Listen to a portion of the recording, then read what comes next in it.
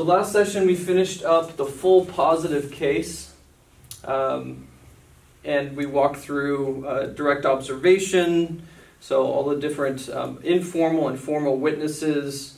All of these are propositions that we've developed, of course, over the course of now 28 or 29 hours. So this is a summary of about 28, 29 hours of material. So each one of these propositions took roughly an hour to come to. The last one that we, in terms of direct evidence that we mentioned, is that there's no direct evidence against the proposed fact that Joseph had plates or received divine authority. So this would, when we go into criticisms now, what you'll notice is a distinct lack of direct observation.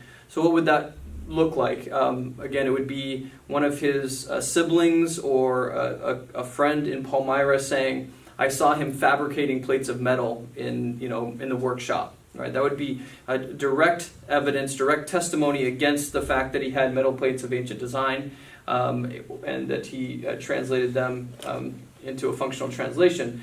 Also, it would be there's a lot of proposals by critics about source materials that he could have used, but we looked at all of the people involved with the translation process. We showed 7 different witnesses, and they all corroborate his origin story. So this would look like people saying, "Look, I saw him, he had Isaiah out, and he was quoting from it. And then he had, this dime novel which mentions the word Moroni, and he said, oh, that'll be a great word. And then he went over, to the East Coast, and he found an ancient map of Arabia with the word Nahum on it. And he brought that back, and he said, okay, we're going to fit Nahum in here. Some sort of evidence, right? Direct evidence by observation that would again go against this proposition. So we mentioned that critics don't bring up, and they don't have any direct evidence. So everything that we're going to talk about in terms of critical arguments will be circumstantial in nature. So circumstantial evidence then 4, we talked about from books of Scripture. So of course we went through the direct evidence and circumstantial evidence from the Book of Mormon, and then all the Book of Mormon stuff from non-biblical Hebrew names that we now find evidence for, Egyptian names. And then everything, we went through section after section of the Book of Mormon, the early part in Arabia, 600 BC, Jerusalem, and then working their way through Arabian geography and Nahum and on to Bountiful, 600 in mutually dependent correspondences for a geography that actually fits a real world, right? So we talked about how the Book of Mormon has more than 600 geographical references that all are mutually dependent. So it actually counts as 600 correspondences. So to describe, to make up a place and scatter within your record 600 references to geography and topography and have that actually match a real world location is in and of itself remarkable. So we talked about that. We talked about, again, all the way through the culture, time lapse of Maya and Olmec, and then we went specifics in terms of Zoke speakers and Zarahemla moving into the Gurjala River Valley, so on and on in. We went through all this last time. And again, there's a book of Enoch, and then went through a book of Abraham, and we finished up with theology. So from his purported revelations and how they, in many cases, solve these ancient philosophical and Christian specific problems, showed how they're consistent with ancient forms of Christianity, and provide meaning and guidance to millions of people, even in our day. So that's what we did last time, and again, it was just a full summary. So today we're going to talk about the argument from infallibility. This is a critical argument. Our primary sources, you can get this anywhere if you Google, why don't believe in Mormonism or whatever. So there's lots of places to get the argument. A famous one recently is the so-called CES letter, which I mentioned in the very first class. It's kind of a laundry list of arguments that it's proposed to be new, but it's not new. These things have been around for decades, but it's easily available. So I'll cite many times his words. My goal is with the positive case is with the criticism to give critics their voice, and so I'll quote them I don't want to take them out of context, and we don't want to be uncharitable towards what they're saying. So a lot of times we'll try and quote them. Sometimes it's difficult to find reputable.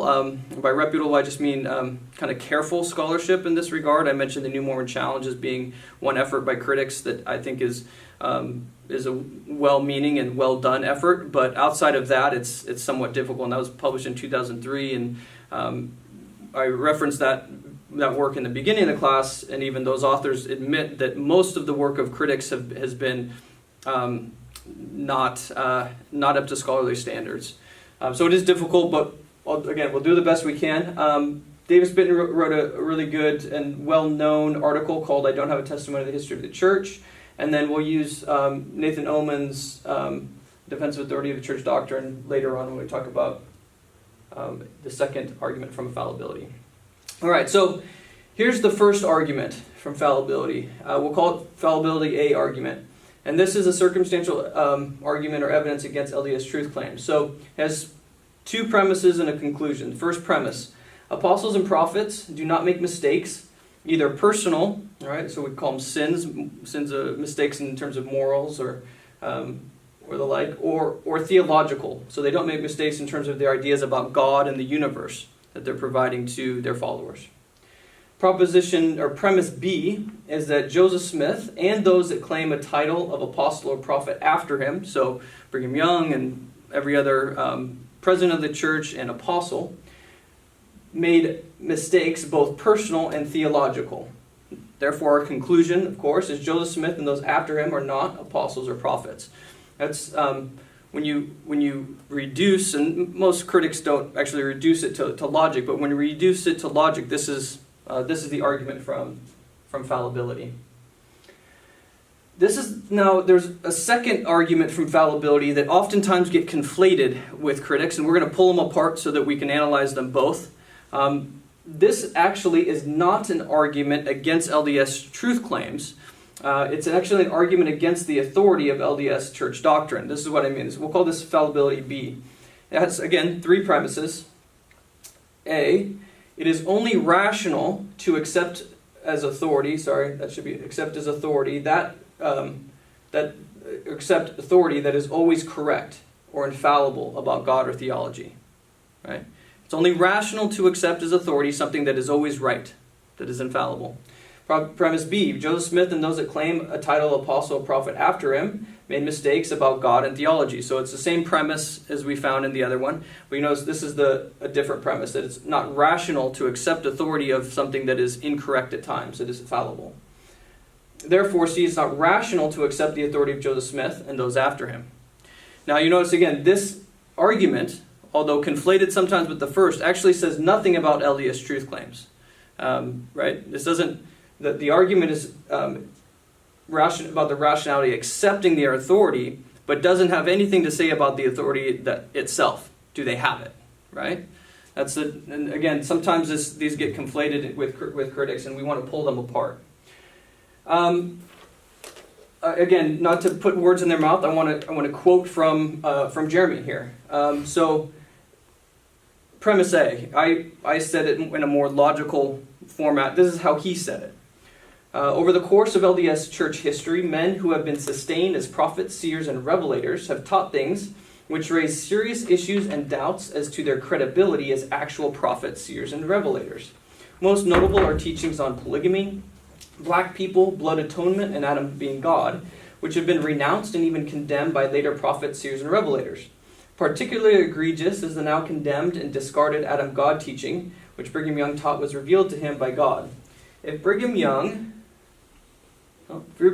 was really a prophet, seer, and revelator, would it not be unreasonable to expect that God would give him a hint that racism is not okay, sexism is not okay, blood atonement is not okay, and God's name is not Adam?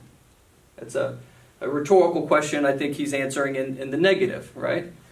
Attempts to rebut my argument by relying upon the familiar apologetics that prophets are just men acting as such, and the unsupported new notion, this new notion he's talking about was when Fair responded and said that, in trying to define doctrine, that doctrine is only those things that are said by all 15 members of the First Presidency and Quorum of the 12. So when he says this unsupported new notion that true doctrines are only taught by all members of the first presidency and by the quorum of the 12 apostles, he says, dilutes to the point of irrelevance the importance usually ascribed to an individual prophet, seer, and revelator.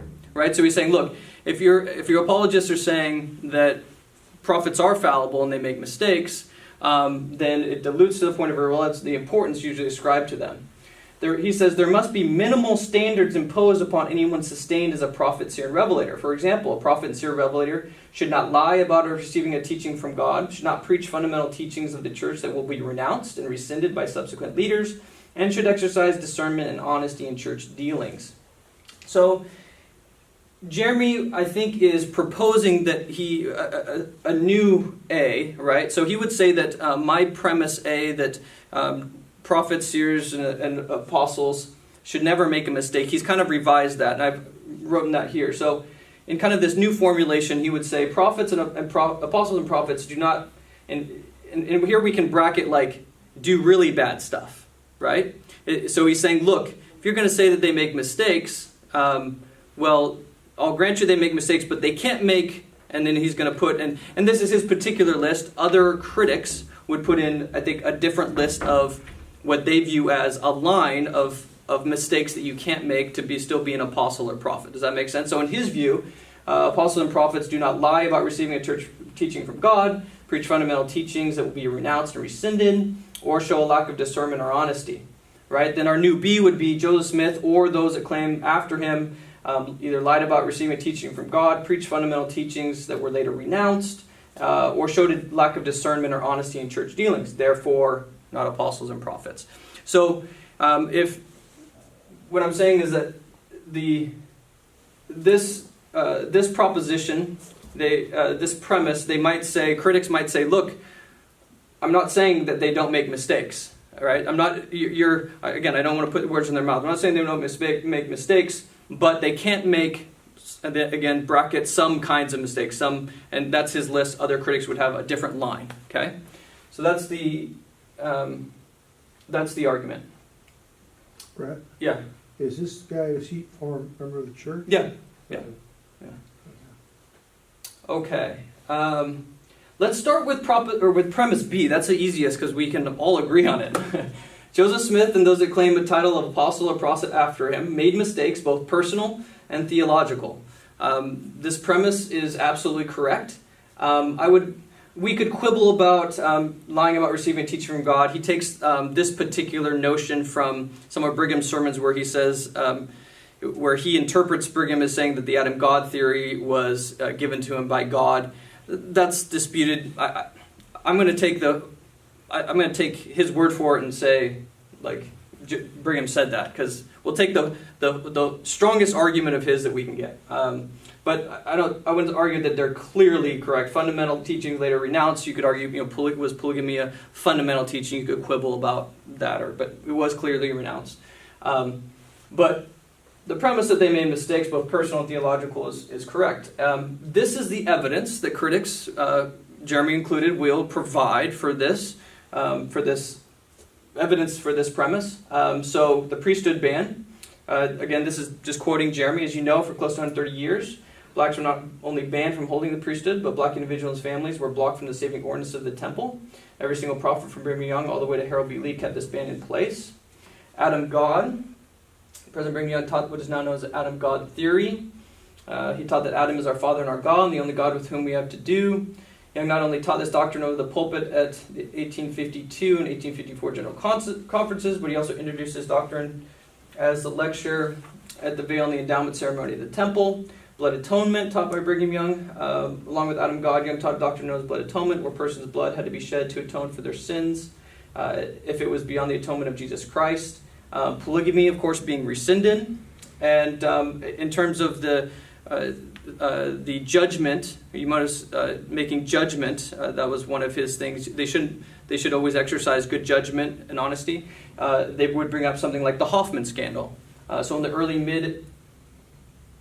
to mid 1980s, the church shelled out close to $900,000 in antiquities and cash to Mark Hoffman, a con man and soon-to-be serial killer, to purchase and suppress bizarre and embarrassing documents into the church vaults that undermined and threatened the church church's story of its origins. The documents were later proven to be forgeries. I added in this one. He didn't, because I think it's pretty funny. But just another example of prophets getting things wrong, because it's not hard to find. Joseph Fielding Smith. Naturally, the wonders in the heavens that man was created will be numbered among the signs which have been predicted, the airplanes, the guided missiles, and man-made planets that revolve around the earth. Keep it in mind, however, that such man-made planets belong to this earth, and it is doubtful that man will ever be permitted to make any instrument or ship to travel through space and visit the moon or any distant planet. He was actually then given, I think, an artifact or something from the moon, and he said I was wrong. So it's not difficult to find mistakes and errors. So again, premise B, I think, is undoubtedly correct. Let's go to premise A, and this is where we want to dig in a little bit. Who gets to define what a prophet or an apostle is? So this is coming from, and we're coming from a Christian tradition and an LDS specific tradition. We have a concept of a prophet, right, as one that receives revelation or authority from God. However, since it's a concept that's created within canonized and non-canonized Christian texts, it is reasonable to define this concept by appealing to those texts. Right? This should be a basic point. If it's a technical term, right? We'll get into technical terms, but since it's created by Christianity and in our tradition by Latter-day Saint theology, Joseph Smith said his revelations called him an apostle and a prophet. It seems reasonable to define that term by those same texts. So since it's a Christian and LDS specific idea, I would argue that it's unreasonable to define the concept using a non-Christian text or our personal assumptions. Right? So is this premise or the revised premise, right, that apostles and prophets do not make certain kinds of mistakes, like Jeremy, he's got his list, or make up your own list, right? Is it supported by Christian or LDS specific canon or non-canonized texts? Is that premise supported? Can we define, is that a valid way to define prophets? It seems to be assumed. Runnels, I looked for his arguments, why we should define prophets this way. He, again, asks a rhetorical, would God allow an individual who is sustained as a prophet, seer, and revelator to teach something in an official capacity that is neither a true principle or doctrine? And again, I think he's answering no, but he provided no evidence for that answer. No evidence whatsoever. So it turns out that in the Christian tradition, this premise is not supported by either the Old or New Testament. And we could go through the Old Testament and show you all the times when prophets were wrong and they were pouting on the hill because they wanted to rain down fire on a particular city and God didn't do it. Peter being rebuked, and on and on and on. The change in going to the Gentiles in the New Testament. In the LDS tradition, this premise is also not supported, and it is in fact specifically refuted. So let's see where it is. So Joseph himself taught that he was fallible. I told him I was but a man. They must not expect me to be perfect. If they expected perfection from me, I should expect it from them. But if they would bear with my infirmities and the infirmities of the brethren, I would likewise bear with their infirmities. All right, so Joseph never claimed infallibility. His purported revelations prove that he was infallible, right? And he's printing these things as revelations from God. So we have in Doctrine and Covenants 3. Although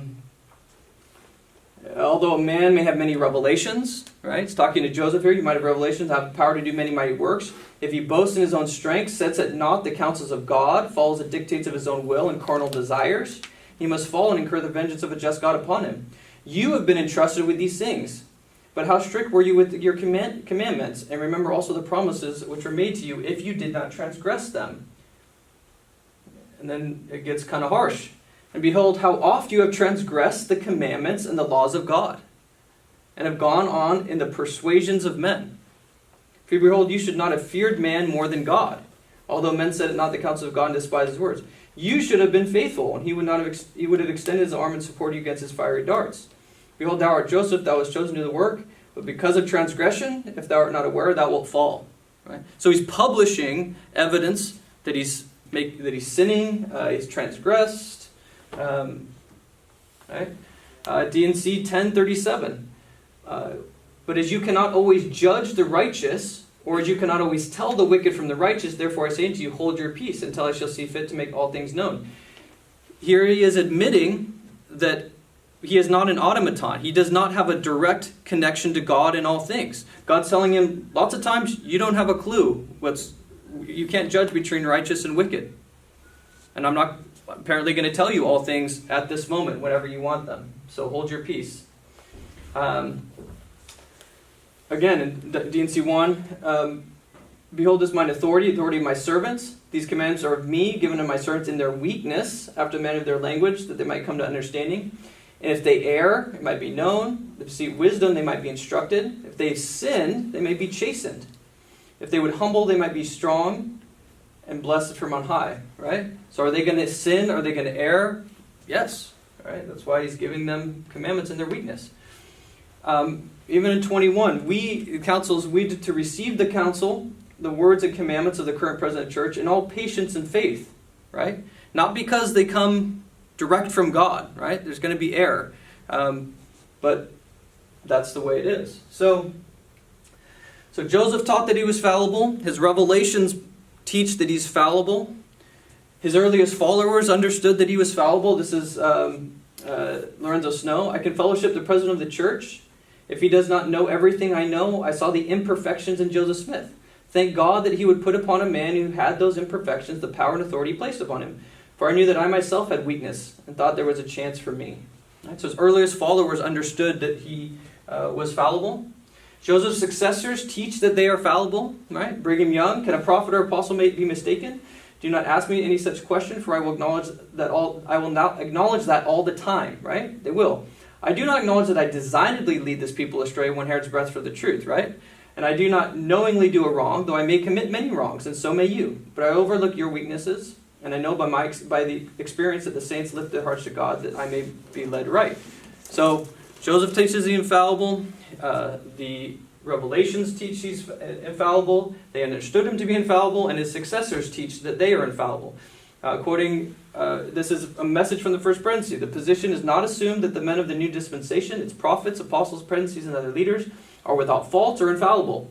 Rather, they are treated as men of like passions with their fellow men. So we have messages from the first presidency declaring this. When God makes the prophet, he does not unmake the man, David McKay. Even Bruce McConkie, who is as dogmatic about being right as perhaps any leader.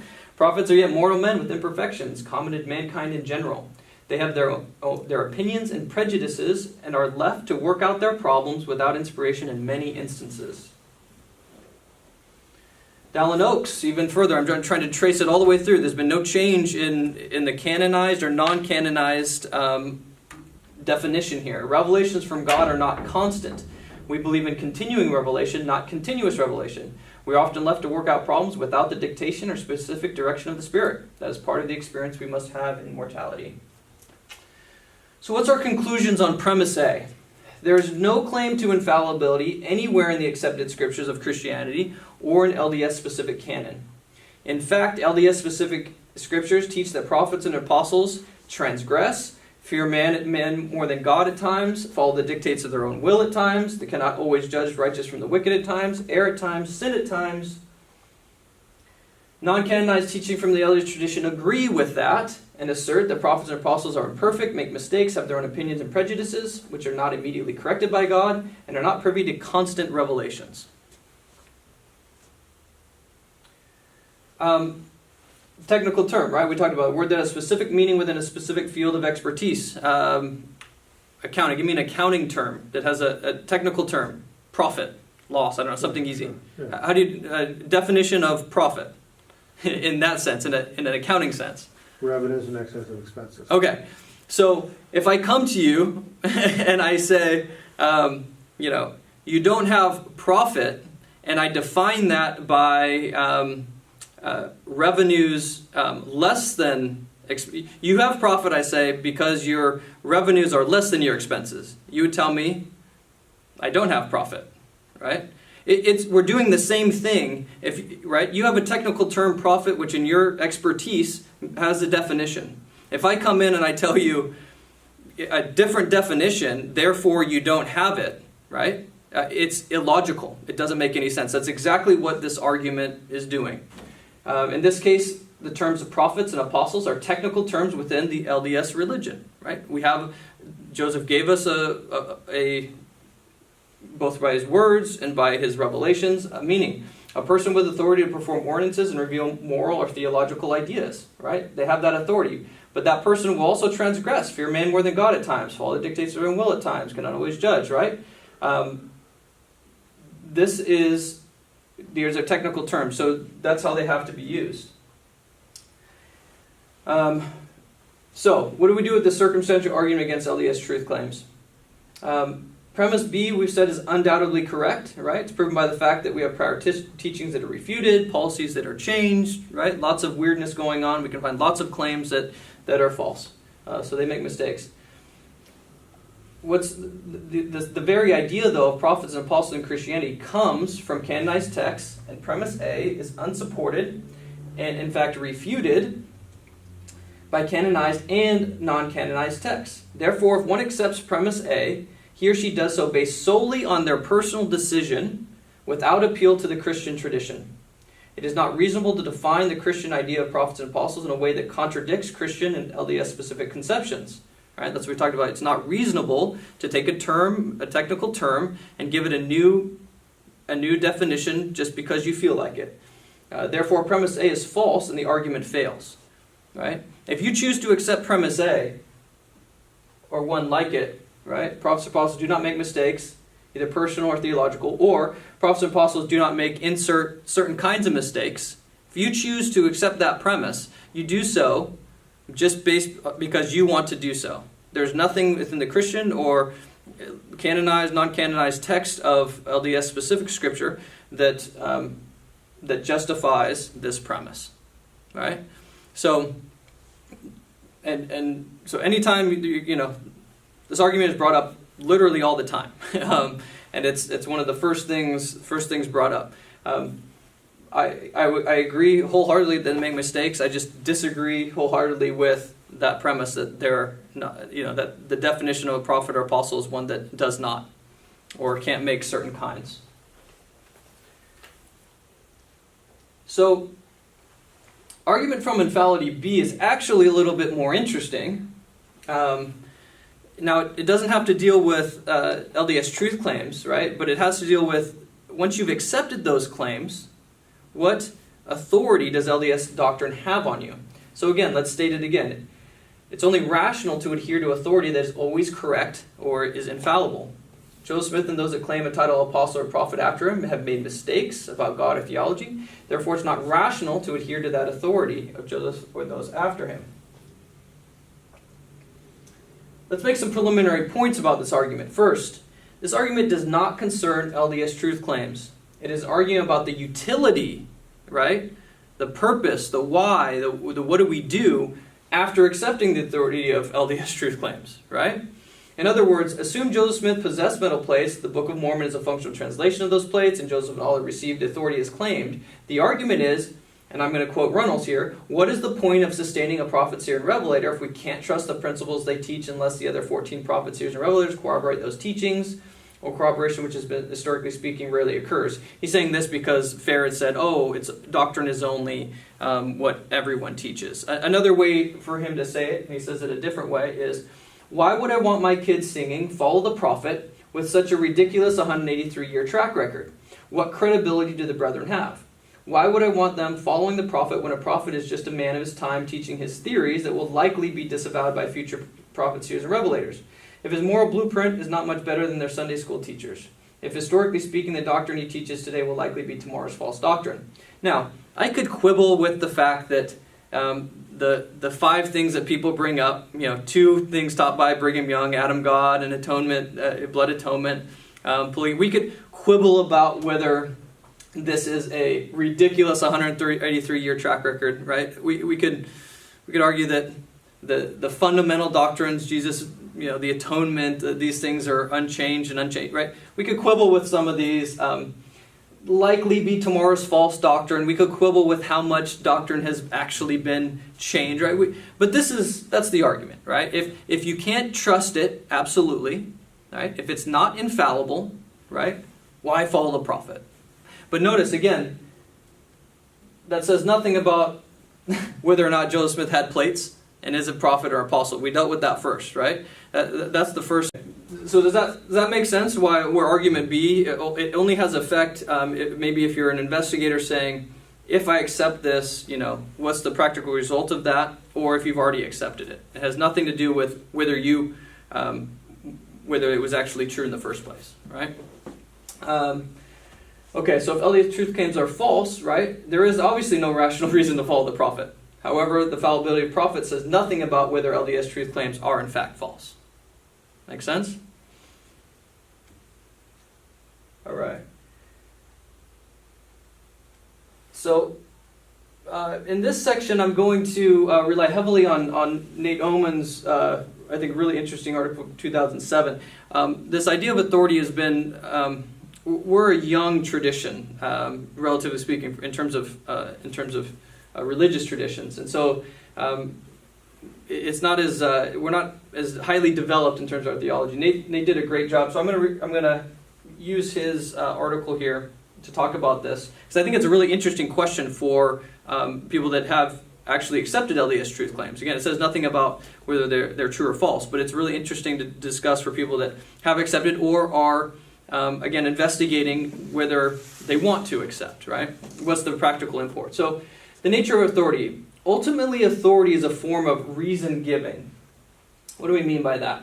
Here's an example. So, Heber says, I think that drinking wine should be fine for everyone. Alcohol needn't be destructive if it's consumed in moderation, and science has shown that modest amounts of wine are good for your heart. Brigham responds, true enough, and I suppose that makes sense. However, as a matter of church doctrine, Mormons must abstain from alcohol. Therefore, Mormons ought not to drink wine. Now think about this argument that's happening here that Brigham makes. Brigham denies his conclusion, right, that it's good to drink wine. But he doesn't deny his reasons, right? Remember his reasons? It's not destructive, consume in moderation. Science has shown it's good for your heart. Indeed, he concedes that they are true, right? It says true enough.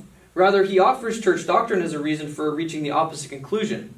Yet on its face, church doctrine does not consist of a denial of the truth of Heber's reasons. The way that Brigham invokes church doctrine suggests that Heber's reasons simply don't matter. The authority of church doctrine excludes them, right? So an appeal to authority, right, is actually an exclusionary reason, right? So ultimately, authority is a form of reason giving, right? The reason it excludes other reasons.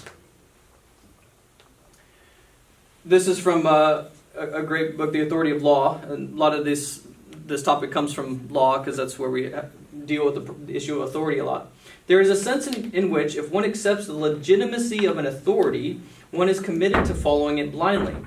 One can be very watchful that it shall not overstep its authority and be sensitive to the presence of not excluded considerations. But barring these possibilities, one is to follow the authority regardless of one's view of the merits of the case, that is, blindly. Right? One may form a view on the merits, but so long as one follows the authority, this is an academic exercise of no practical importance. Right? In other words, and we'll get into you may form your own view, right? But if you actually accept the authority, this is academic, you should actually follow it, right? Similarly, when Brigham says, true enough, right? He's actually it's an academic exercise. True enough, it might be not destructive and consumed in moderation, science has shown, right? It's academic for him to form his own reasoning, right? But then you have the appeal to the authority, which excludes those reasons, right? And that's exactly what Joseph Raz is saying here, right? If you accept the legitimacy of authority, right, you're committed to following it blindly. One may form a view on the merits, so that's the view on the merits, those actual reasons that he offered, right? But so long as one follows the authority, it's an academic exercise. Committed to follow it blindly there. Yeah. The word blindly implies maybe a lack of faith. A lack of, it implies actually a trust in that authority. If you've accepted the authority as legitimate, right, then you are, by blindly it means regardless of what you view the merits are. In other words, you could form, like Heber, you could say, I actually think by my study of the literature, right, drinking alcohol isn't destructive and it's actually pretty good for your heart. But if you've accepted authority, then you have committed yourself to, and by blindly it means that, blind to what you feel is actually the merits of the case. So you're subordinating your own thoughts to authority? Yes. Yeah. If authority is authority, if you accept that authority, that's what So you are committed to it's doing. Subordination. Yes. Okay. Yeah, well, it's exclusionary, right? It excludes those reasons because it is subordination, but it excludes them entirely. It doesn't even deal with them necessarily, right? So the denial of authority consists not in disagreement with it, but rather in the denial that an authority has the ability to exclude other reasons, right? Likewise, to accept an authority involves more than simply agreeing with it, right? That's exactly what we're talking. It's more than simply agreeing with the conclusion you shouldn't drink alcohol, right? Paradoxically, one can agree with everything that an authority claims and nevertheless deny that it is an authority. You could agree absolutely that it's bad to smoke, right? How many doctors agree that it's bad to smoke? But that doesn't mean that they are accepting the authority of LDS doctrine, which is that you shouldn't smoke. That's exactly what it's saying here, right? So you can agree with everything that it says on the word of wisdom and not accept the authority of LDS doctrine as of the word of wisdom. At the same time, one can disagree with everything that an authority says and yet still accept it as authoritative, right? So we can identify church doctrine as a species of authority precisely because it purports to be an exclusionary reason. This fact provides us with a structure for our arguments about its possible authority. In order to show that the authority of church doctrine is justified, we need to have arguments for why it should act as an exclusionary reason. All right, so Nate provides a few. This in turn means that we cannot justify the authority of church doctrine solely by reference to its substantive content. Right? For example, one cannot defend the authority of the word of wisdom by marshaling arguments for its beneficial health effects. Right? That's not an argument for authority. Indeed, if we were possible to compile an exhaustive catalog of every church doctrine and then one by one offer arguments in support of their substantive content, one would not have demonstrated the authority of church doctrine. In a sense, each of these arguments would consist of a rejection of the question of authority, and all that their success would produce would be an accidental agreement with church doctrine. Put in concrete terms, a person who abstains from tobacco because he or she believes it is harmful does not thereby accept the authority of the word of wisdom, just like we talked about. The key question for the authority of the church doctrine is thus comes in justifying its claims in those cases where we are otherwise disposed to reject its substantive conclusions. The question is vital for both practical and philosophical reasons. Practically, it is important because it is precisely in those cases that church doctrine is potentially the most valuable. To the extent that church doctrine simply tracks my substantive beliefs, there is a sense in which it is not really all that practically important to me, right? If you believe substantively that you should treat all people with love and forbearance and all the Christian virtues, you agree substantively with the word of wisdom, abstaining from extramarital sex, right? There's a degree in which that authority, right, is not really that important. Furthermore, if I'm willing to grant legitimacy to the claims of church doctrine only in those cases where I already substantively agree with it, there's a sense in which it lacks any power to teach or change me. It is precisely those instances where I find myself in disagreement with the substantive content of church doctrine that it has the real possibility of altering or changing my beliefs and behaviors. All right? So he provides what he views as three arguments or potential arguments that justify church doctrine, having church doctrine as an authority or accepting it as an authority. The first is an argument from covenant. So promises, like authority, provide exclusionary reasons for acting. Right? Again, here's another potential conversation. Brigham, we should go to Emma's birthday party. She has been very kind to us, and I think that if we went, it would make her happy. Heber, I agree. Unfortunately, I've already promised to attend Eliza's birthday party, which is at the same time. Right? The promise is acting exactly the same way as an appeal to authority. It's excluding those reasons. Heber's agreement is an academic exercise of no practical importance. He agrees with all the reasons for attending Emma's birthday party. The reason that Brigham reasons have been excluded is by the force of Heber's promise. Right? The promise has excluded his reasoning. Nate points out that at numerous points in their religious lives, Mormons make covenants, which at least in part take the form of promises. Provided we can legitimately interpret those covenants as containing a promise to accept the normative claims of church doctrine, then they provide an argument that meets the conditions set forth above for a successful theory of church doctrine's authority. A promise explains why church doctrine requires us to reject otherwise compelling reasons and does so independent of the particular content of church doctrine. All right? So his first argument is an argument from covenant. He goes on and talks about how, I didn't argue it here, but if you're, can we legitimately interpret those covenants as containing a promise to accept the normative claims? He goes through baptism and the social construct of that. He talks about we don't necessarily, stand up and say, I agree to, follow, and then some list of, you know what I mean? So, but he goes through and says, look, we can legitimately interpret those covenants as being that. So, anyway, you can go to his paper if you're interested in that. His second argument is argument from epistemic advantage. Epistemology, remember, knowledge, epistemic advantage. Many Mormons, if asked to justify the authority of church doctrine, would likely reply that church doctrine has authority because it's given by God. All right? That would be a very typical response. It's problematic, of course, because of fallibility, which we just went through, right? Church doctrine emerges from our interpretation of Mormon texts, practices, and history. Whatever the role of God in the production of these texts, practices, and history, they always and necessarily involve more than simply the divine mind. And accordingly, they cannot be unproblematically identified with the literal Word of God. Right? We just went through premise B, which is that there's mistakes. Church doctrine is always and necessarily mediated through fallible human beings. The Scriptures themselves declare that they contain errors. It's a fairly easy matter to locate statements by prophets that have proved to be mistaken. We went through a bunch of those. Church practices have changed. Some of these policies have been mistaken. All right, so he argues, though, that one can accept something as providing exclusionary reasons, even while acknowledging that it may sometimes be mistaken.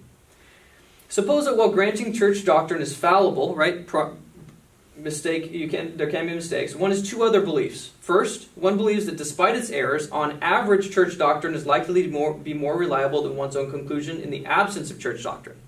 Second, one believes that one cannot identify with any certainty when church doctrine is likely to be mistaken.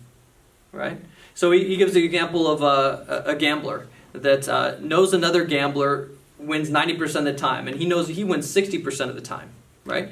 The other gambler is not perfect. Right? He's going to lose 10% of the time. But he has an epistemic advantage. And so he argues that it's always better to follow that other gambler, right? That you don't have to be perfect to have an epistemic advantage. So if you accept these other two beliefs, right, that on average it's likely to be more reliable than your own conclusions, and that you cannot identify with any certainty when it's likely to be mistaken, that's still a valid reason for accepting that authority. The argument against the authority of church doctrine on the basis of fallibility ultimately makes a simple mistake. It assumes that to follow something in the face of one's own differing conclusions requires that it be perfect. Right? This is wrong. To be justified in following something, one must only believe that it is more reliable than the alternatives. Comparative rather than absolute advantage is all that is required. Accordingly, to make an epistemic argument in favor of church doctrine, one need only assume advantage, not perfection. All right? So, for the Book of Mormon, for the Mormon, the Book of Mormon, Doctrine and Covenants, Pearl of Great Price, and the Bible are revelatory because, despite the errors of men, God was decisively involved in their creation in a way that gives them special theological advantages over other texts. Right? They're not perfect, but there's a theological advantage. Church doctrine is like Scriptures. It does not consist of some sort of pure and wholly unmediated access to the mind of God. Nevertheless, for the believing Latter-day Saint, God is at work in the church. This does not mean that he is not at work elsewhere. Nevertheless, for Mormons, he is decisively involved in the church in ways that he is not involved elsewhere. This does not mean that the text, practice, and history of Mormonism are infallible. Far from it. Yet they nevertheless instantiate the divine will, albeit in a form inevitably shaped and mediated by human beings. The unifying interpretation of these texts, history, and practices through which we discover church doctrine therefore gathers together and seeks to capture the divinity in the restored church. It is this faith and the special involvement of God in Mormonism that provides believing Latter-day Saints the basis for assuming the epistemic advantage. Right? So, again, this is not an argument about LDS Truth Claims. That goes on elsewhere. This is, after you've accepted those truth claims, what does it mean? That's why it's a really much more interesting discussion than the first. So, the third argument that he gives, the argument from communal participation. Stated in its simplest form, this argument amounts to the claim that for a practicing Mormon, the failure to follow church doctrine is a kind of cheating. So he gives us an analogy of chess, right? The rules of chess become obligatory for a player by virtue of playing the game, right? Prior to sitting down to the pieces, neither player pledges to follow the rules. If one attempted to castle out a check, nudge a pawn forward when the opponent wasn't looking, or otherwise break the rules, it would be no defense to argue that one never promised to obey the rules, right? You agree by playing, by sitting down at the table. Moving a knight from a black square to a black square is not inherently immoral, right? It's not inherently immoral to do that. When you're playing checkers, it's not wrong to do that. But playing chess it is. It becomes cheating and therefore wrong only when done by a person playing chess. It is participation itself in the game that makes the rules obligatory, right? And then the rules of chess are what make chess possible. You don't have chess unless you have these normative rules. That's the whole point, right? So to be a member of the church is to participate in an inherently normative activity, right? The church is more than simply a community defined by particular history. Rather, it is an activity defined by certain constitutive norms, right? Church doctrine, rules. Right? That's what being a Mormon is. In this sense, to participate in the church as a member is to play a kind of game. One may, of course, participate in Mormonism as simply a community, culture, and history. Such participation, however, is not ultimately normative. It views the structure of Mormon beliefs and practices as essentially a matter of historical accident, and participation in that structure as an exercise in taste, nostalgia, or perhaps solidarity. A normative activity, in contrast, is one that is defined not by memory, but by rules and norms. One may know the history of chess and participate in the community of chess players without actually playing chess, right? So you may know the history of the church. You may participate. He's saying if you choose to participate in the church because of your parents were Mormon, right? I mean, but you're not playing the game. You're not choosing to play the game. If you choose to play the game, you're choosing to play by the rules and norms. The difference is participation in the activity defined by the norms of the chess, rather than simply by the historic community of chess players. The ecclesiastical structure, ordinance, and rituals of Mormon life are constituted by norms that find their source in church doctrine. To participate in these aspects of Mormonism is normative. It shows how we play the game of Mormonism. So you're cheating if you're a believing Latter-day Saint and you don't accept the authority of church doctrine. You're in essence cheating. The conclusion: participation in the game creates an obligation to follow church doctrine, like the rules of chess. Church doctrine is what makes a church as a normative practice possible. Willful flouting of church doctrine by one who participates in the game is a form of cheating. It abuses the practice of Mormonism by undermining what makes Mormonism as practice possible. It's not possible to participate in the normative practice of Mormonism without conveying a willingness to submit to the norms that make the practice possible. To then flout these norms is hypocritical, and in that sense is morally objectionable. So the argument from covenant, he gives us three arguments. The argument from covenant, the argument from epistemic advantage, and the argument from communal participation. They're meant to provide a plausible justification for supposing that church doctrine can provide an exclusionary reason for action and belief. That's it, right? They're not to say that something as an exclusionary reason does not imply that it's absolute, right? So there are limits to authority, and he's not claiming that there are no limits. So it's entirely coherent, for example, to believe that law has authority, right? Most of us would generally say that, without believing that claims of law are absolute. He gives John Adams as an example. If you read about John Adams, he's fascinating for this respect. He's an accomplished attorney with a deep respect for love for English law, so much so that you recall that he defended the soldiers in the massacre, right? He defended the English soldiers and got them off, right, in the Boston Massacre. So he regarded the law as providing exclusionary reasons for action. He believed that one had an obligation to obey English law, even if one regarded some of its particular commands to be misguided or unreasonable. Right, and then he gives that example, I think, specifically. Nevertheless, in the summer of 1776, he found himself willingly committing high treason by signing the Declaration of Independence, the ultimate repudiation of loyalty to English laws. For Adams, his decision to repudiate English law flowed from the nature of his commitment to the law itself. When the basis for that commitment, the implied contract between the sovereign and the subject, was dissolved, the law ceased to act as an exclusionary reason. The three arguments, therefore, they all rest on these certain assumptions. When these assumptions fail, then the arguments can no longer justify treating church doctrine as an exclusionary reason. So, for example, we talked about epistemic advantage, and it rested on two assumptions, right? First, church doctrine is systematically more likely to be correct than our own conclusions. Second, we cannot identify areas where church doctrine is likely to be less reliable than our own conclusions. However, if either of these assumptions fails, the argument from epistemic advantage can no longer justify, right?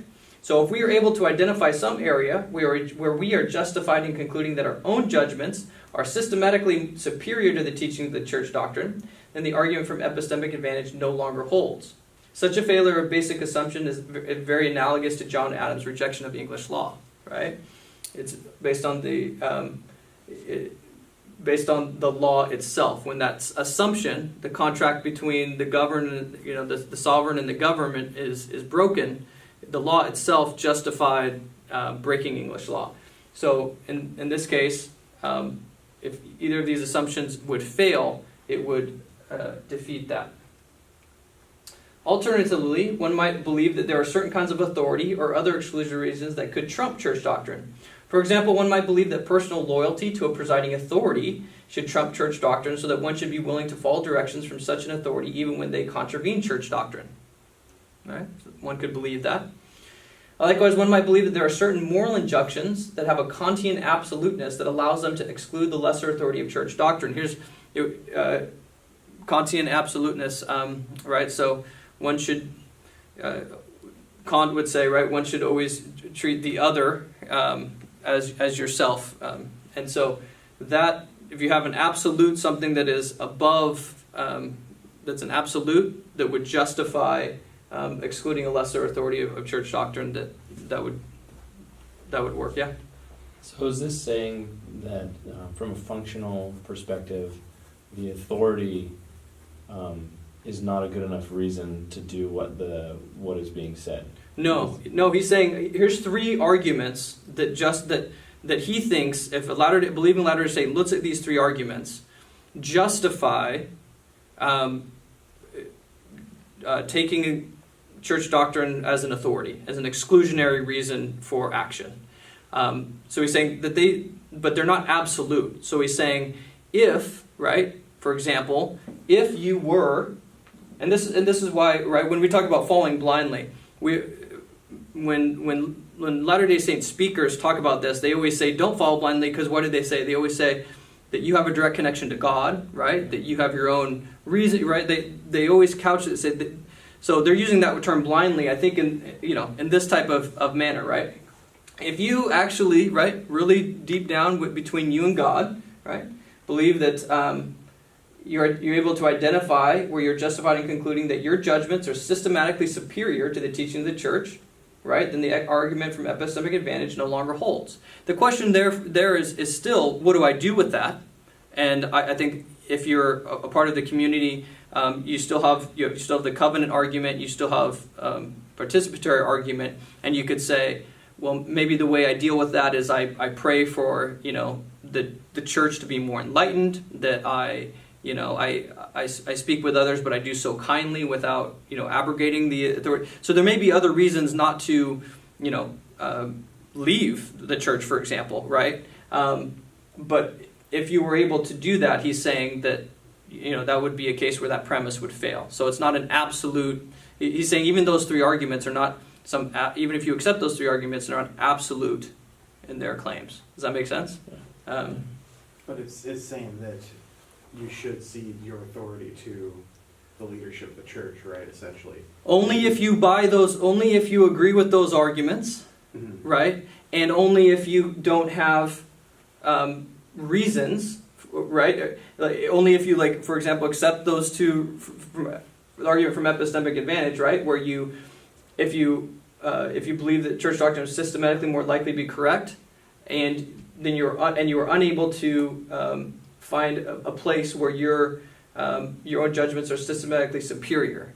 So in the event that you come across a choice and you feel you have more information than the church does, and that you could make a better decision, that's how you go about your decision? He's saying that's rational. He's saying that's rational. Right. Yeah, yeah, he's saying that would be a rational way to, right, that would actually defeat the epistemic advantage. It no longer holds. Right. I was saying, even if you were, even if you felt, right, that your own judgments are systematically superior, and therefore epistemic advantage doesn't hold, I was saying, even in that case, I think there's a discussion to be had about what you do with that information. For example, do you publish publicly that you are so confident in your judgments being systematically superior, right, that you want to course correct the church? Or do you deal with that in private and through prayer and understanding that your systematically superiority is there, and you pray for others to gain that? There's still a debate there, I'm saying, what you do with that if you feel that you have a systematic advantage. Does that make sense? Yeah. Why doesn't he ever acknowledge the leading of the Spirit? Or does that... Well, that's what he's saying here. That's what this is saying. That is the identification of the Yes. Spirit leading. Yeah, like if the Spirit, right, if you find yourself justified in concluding that your own judgments, being your own judgment and the Spirit working with So you, God has told you. right, yeah, that you're systematic in the Spirit, that's what that would, in Mormon speak, that's what that would look like. So if someone says that, and all he's told that the Spirit's telling me to do this, but others aren't feeling that kind of leaves him. Obligated to correct the church. Well, no, not obligated to, that's what I'm saying. I don't think it leaves you, it means the epistemic advantage no longer holds, but there's still the other two arguments, right? There's an argument from covenant, and that might hold exclusionary reasons, and then there's the argument from participation as well. So even if you're defeating the argument from epistemic advantage, as a believing Latter-day Saint, you have to look at those other two arguments and say, what do my covenants tell me about this? And then, like I said, what do you do with that? Is it, if you believe, again, in the LDS Truth Claims, right, then you believe that ultimately those prophets and apostles will at some point be told the truth, right? They'll fix it eventually, right? And so that's, right, they make mistakes, but eventually you come around and you give, and you reverse a racist ban on the priesthood, for example, right?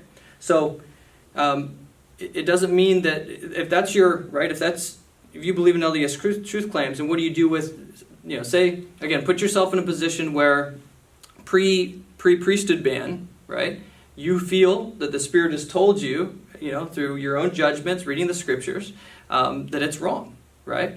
What do you do with that? Well, you can, get up and walk out, right? Or you can say, look, I've also made covenants. There's this claim on me. I believe that ultimately, God will work through fallible humans and figure this out. Therefore, I'll pray for that eventuality, and I'll do all that I can to help those that are being hurt from a policy that I feel is wrong, right? There's other ways to deal with it while maintaining those convictions, rather than and still understanding that there's authority there, right? Because of covenant and the other one. Does that make sense? So again, it's messy. I'm a little late. Who is this? Who's saying This particular paper is by Nate Oman. I published it at the top.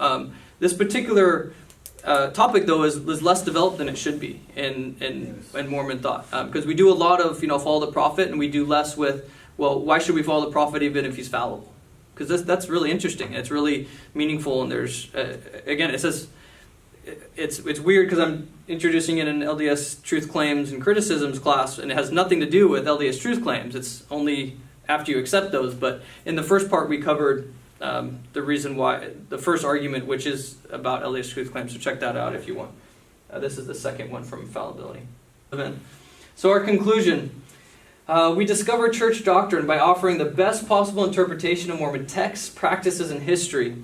So we didn't even get into it, but even deciding what is church and is not church doctrine is inherently problematic. But I didn't go into it because it's not necessarily relevant.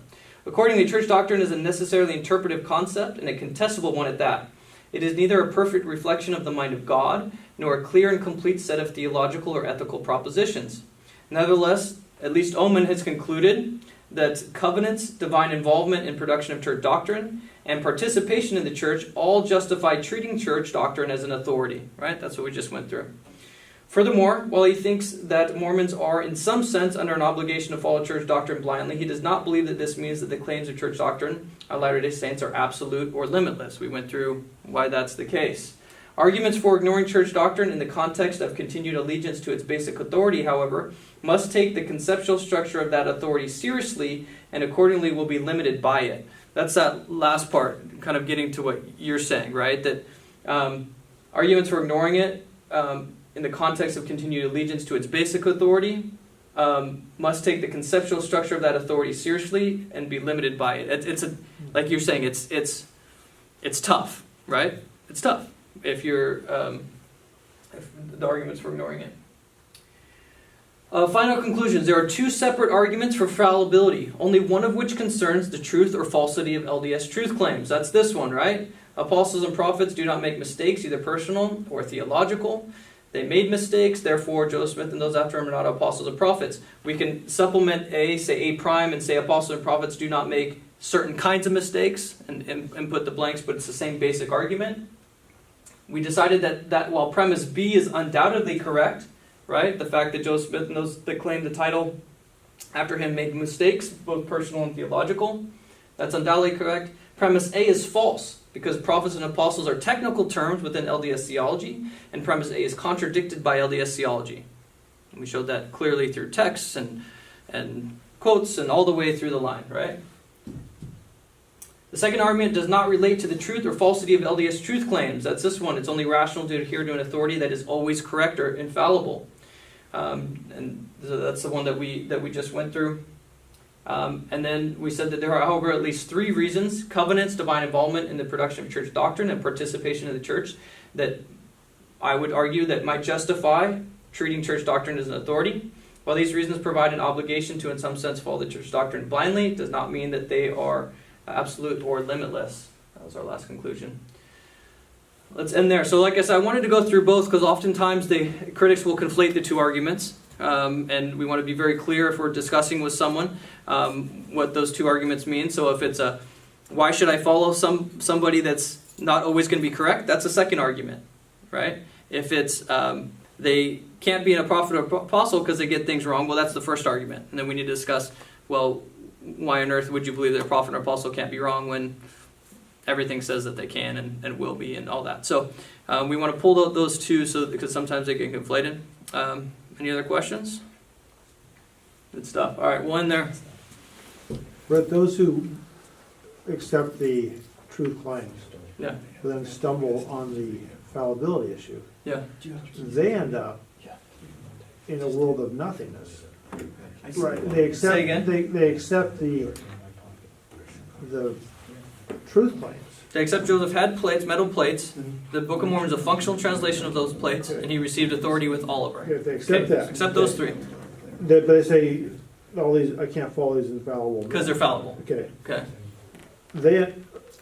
Where do they end up in terms of religious involvement? There's nothing for them. There's no place for them to go, really, right? No. If the argument from fallibility, that second argument, if you think it's only rational to follow something that is perfect in a religious context, right, then you are lost in terms of They're totally lost. you're lost.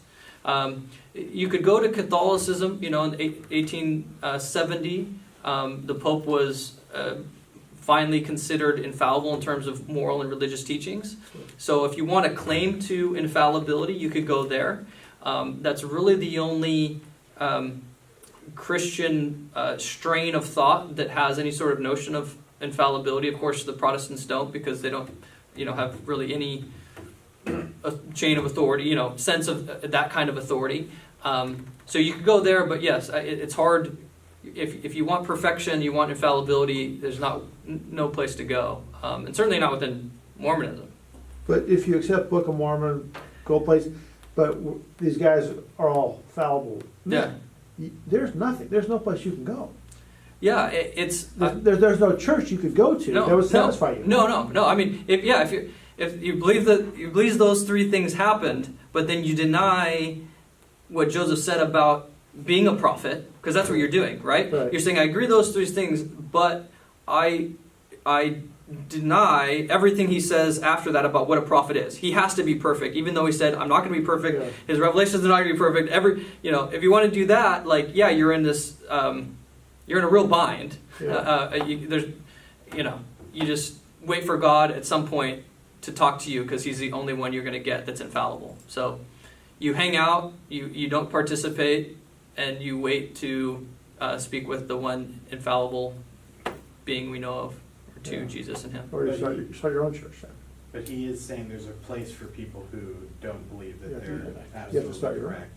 Here in our church, essentially. That's the only place. You can't. You can't believe that they're infallible and be Right. immortal, right? It's contrary to canonized and non-canonized text and history, right? And so that's the only problem I think people get into is if they've grown up with a belief, and church culture. We do a lot of follow the prophet. And that's good, right? There's reasons to follow the prophet.